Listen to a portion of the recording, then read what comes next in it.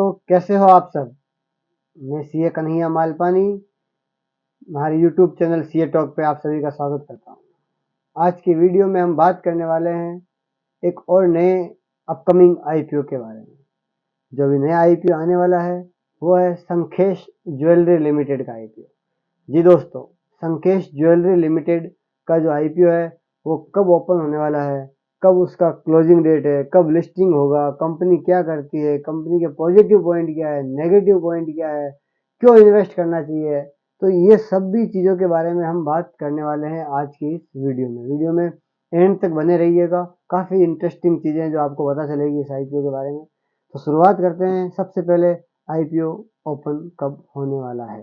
जी दोस्तों, ये आईपीओ 18 अगस्त को ओपन होगा और 20 अगस्त को क्लोज होने वाला है।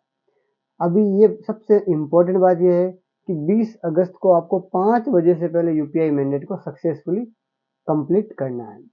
अब बात करते हैं कि आईपीओ लिस्टिंग कब होगा। जी दोस्तों, ये आईपीओ 25 अगस्त को लिस्ट होने वाला है। आपके खाते में जो शेयर्स है वो 24 अगस्त को क्रेडिट हो जाएंगे।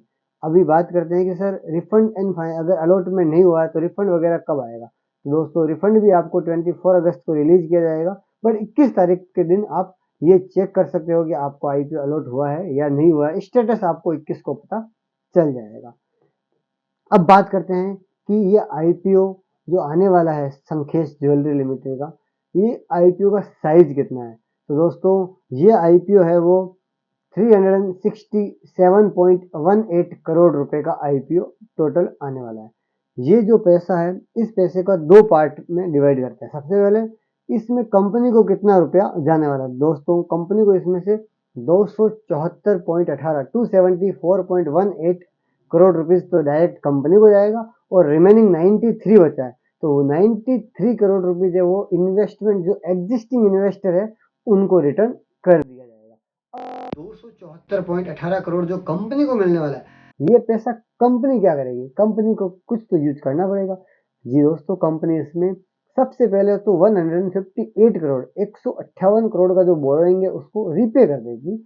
बाकी का जो पैसा है उसमें से कुछ कंपनी दो हिस्सों में डिवाइड किया है कि वर्किंग कैपिटल के लिए भी हमें यूज करना है और कॉर्पोरेट पर्पज है उसको भी फुलफिल करना है। वर्किंग कैपिटल के लिए 38 करोड़ रुपए यूज करने वाले हैं और रिमेनिंग जो पैसा है वो कॉर्पोरेट पर्पज को फुलफिल करने के लिए यूज किया जाएगा।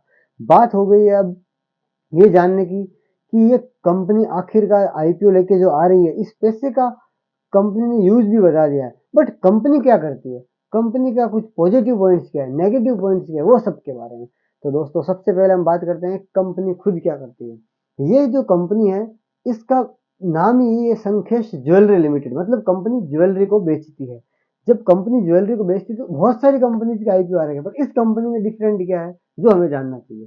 तो सबसे पहले ये चीज है कि ये जो संकेश ज्वेलरी लिमिटेड कंपनी है ये B2B मॉडल बिजनेस पे काम करती है, मतलब बिजनेस टू बिजनेस, लाइक खुद ही वापस दुकानदारों को सेल करती है। जो बड़े होलसेलर्स, ये होलसेलर है, इसी आगे वापस बड़े बड़े जो शोरूम है जैसे कल्याण ज्वेलर्स, इसका बड़ा क्लाइंट है कल्याण ज्वेलर्स।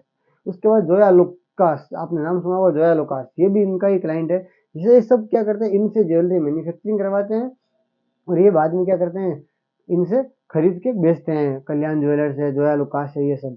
अब आप बात करते हैं कि कंपनी ज्वेलरी खुद मैन्युफैक्चरिंग करती है या फिर कंपनी बाहर कहीं थर्ड पार्टी से मैन्युफैक्चरिंग करवाती है या फिर क्या करती है।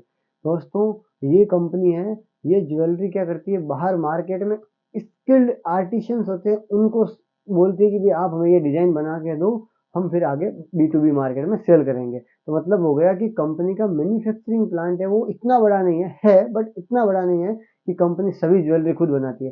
कंपनी सभी ज्वेलरी खुद नहीं बनाती है, कंपनी थर्ड पार्टी वर्कर को भी देती है एंड स्किल्ड आर्टिशियंस को भी देती है। इससे कंपनी का क्या फायदा है, जब कंपनी मार्केट में थर्ड पर्सन से काम करवाती है तो कंपनी खुद काम फोकस करेगी। एक तो फोकस करेगी कि कस्टमाइज डिजाइन, अच्छी अच्छी डिजाइन सर्च करने में, इन्वेंट्री मैनेजमेंट पे कंपनी अपना फोकस कर सकती है।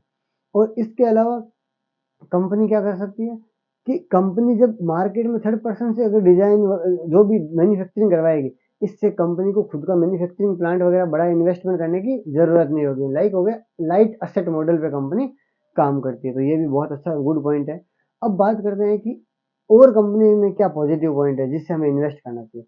दोस्तों, कंपनी की जो प्रमोटर है उनको 30 इयर्स प्लस का अनुभव है इसी सेगमेंट का, लाइक ज्वेलरी बिजनेस का 30 इयर्स प्लस का एक्सपीरियंस है। तो ये भी एक बहुत बड़ा पॉजिटिव पॉइंट है, क्योंकि उनको पता है मार्केट में कब एग्जिट करना है और कब एंट्री करना है ज्वेलरी मार्केट का। ठीक है, इसके अलावा और पॉजिटिव पॉइंट क्या है, इसके अलावा जो सबसे मेन जो पॉजिटिव पॉइंट है वो ये है कि जब कंपनी थर्ड पर्सन से बनवाती है तो कंपनी का जो बिजनेस है वो एसेट लाइट मॉडल का बिजनेस है, जिससे कंपनी क्या करती है, अपना पैसा फ्री रखती है और वर्किंग कैपिटल में इन्वेस्ट करने में ये पैसा काम आता है।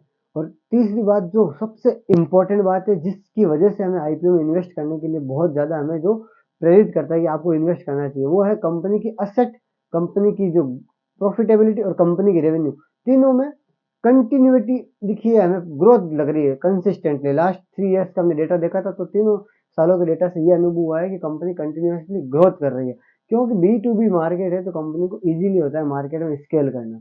अब बात आती है कि कंपनी में नेगेटिव पॉइंट भी है क्या कुछ? जी हाँ, पॉजिटिव पॉइंट है तो कहीं ना कहीं नेगेटिव पॉइंट तो कुछ है ही है। तो कंपनी का सबसे पहला नेगेटिव पॉइंट जो मेरे को लगा वो ये है कि कंपनी अभी क्या है कि डेट में काफ़ी है, 158 करोड़ का डेट है, वो रिपे करने वाली है, तो अभी इंटरेस्ट कॉस्ट भी ज़्यादा है कंपनी की। दूसरी बात जो नेगेटिव पॉइंट है वो है सबसे बड़ा नेगेटिव पॉइंट, कि कंपनी का क्या होता है कि वर्किंग कैपिटल में बहुत ज़्यादा पैसा फंसा हुआ रहता है, बिकॉज गोल्ड का प्राइसेस बहुत ज़्यादा ऊपर नीचे हो रहा है अभी, तो इससे बहुत बड़ा पैसा कंपनी को वर्किंग कैपिटल में इन्वेस्ट करके रखना होता है कि स्टॉक भी चाहिए होता है कंपनी को। अब अगर कंपनी वर्किंग कैपिटल में इतना बड़ा पैसा इन्वेस्ट करती है, इसका बड़ा नेगेटिव पॉइंट क्या है कि गोल्ड की प्राइसेस बहुत वॉलेटाइल होती है, मतलब बहुत उतार चढ़ाव होती है। कल को अपन ने समझ लीजिए 100 करोड़ का ये गोल्ड परचेज किया और थोड़ा सा प्राइस नीचे आता है तो अपना सीधा सीधा 10 करोड़ का कम हो जाता है, तो इससे क्या होता है, P&L इम्पैक्ट होता है, प्रॉफिट एंड लॉस पे हमारे इम्पैक्ट भी आता है। और बड़ी नेगेटिव पॉइंट जो मेरे को लगा है वो सबसे ये लगा है कि कंपनी क्या करती है, थर्ड पार्टी पे डिपेंडेंट है, लाइक थर्ड पार्टी मैन्युफैक्चरिंग पे या थर्ड पार्टी आर्टिसंस पे ज़्यादा डिपेंड है। इससे क्या होता है, कल को थर्ड पार्टी आर्टिसंस या ज्वेलरी डिजाइन वगैरह जो अपन देते हैं जिनसे बनवाते हैं, वो कल को अपनी प्राइसेस में ऊपर नीचे कर ले या फिर वो कभी कल को काम छोड़ के चले जाए, तो इससे कंपनी का बिजनेस बहुत ज़्यादा इम्पैक्ट होगा। इससे कंपनी का क्या होता है कि जो ऑर्डर होता है, डिमांड ऑर्डर, उसको कंपनी टाइम पे फुलफिल नहीं कर पाएगी अगर कंपनी थर्ड पार्टी पे डिपेंड रहेगी तो। अब बात कर लेते हैं कि ओवरऑल हमने ये सब नेगेटिव पॉजिटिव पॉइंट पढ़ लिए हैं, तो कंपनी जो बिजनेस वगैरह जो कर रही है ज्वेलरी का, तो कंपनी के पास किस तरह के प्रोडक्ट है। दोस्तों, कंपनी के पास जो है 18 कैरेट से लगा करके 22 कैरेट तक के जो गोल्ड के प्रोडक्ट है, और साथ ही साथ कंपनी के पास गोल्ड में जो आइटम्स है वो बैंगल्स है, नेकलेस है, रिंग है, ब्राइडल ज्वेलरीज है, इसके अलावा चोकर्स वगैरह काफ़ी सारे आइटम्स है कंपनी के पास जो कंपनी मैन्युफैक्चरिंग करती है और सेल करती है। और कंपनी का जो मुख्यालय है, जो हेडक्वार्टर है, वो मुंबई में। कंपनी वहीं से बैठ के पूरा ऑल ओवर इंडिया में अपना बिजनेस हैंडल करती है। यह बहुत बड़ा पॉजिटिव पॉइंट है कि कंपनी क्या करती है, एक तो पूरा बी टू बी मार्केट पे काम करती है और बिजनेस हेडक्वार्टर बॉम्बे में, और वहीं से कंपनी पूरा मार्केट को कैटर करती है। जब कंपनी रिटेल मार्केट पे कम फोकस करती है तो कंपनी का क्या, सेल ज़्यादा अच्छे से ग्रोथ होता है। बट एक नेगेटिव पॉइंट ये भी है कि रिटेल मार्केट में भी कंपनी को ध्यान देना चाहिए। इससे क्या होता है कि कई बार क्या होता है कि अगर पूरा मार्केट मंदी का चलता है तो कंपनी के पास बी टू बी कस्टमर नहीं आएंगे, उसकी बजाय अगर रिटेल मार्केट भी होगा तो कंपनी के पास रिटेल सेल चालू रहेगी। तो थैंक यू दोस्तों, वीडियो को like share comment and channel को सब्सक्राइब करें वीडियो अच्छा लगे तो। और अब नेक्स्ट वीडियो आप कौन से टॉपिक पे देख सुनना चाहते हैं वो भी हमें जरूर कमेंट करके बताइएगा। Thank you.